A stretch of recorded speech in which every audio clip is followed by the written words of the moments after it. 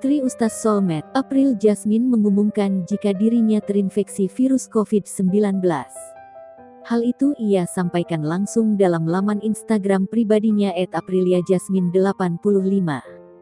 Padahal dirinya mengaku sudah menjaga protokol kesehatan dengan cukup ketat. Mengetahui hal itu, lantas April begitu sedih ketika dinyatakan positif COVID-19.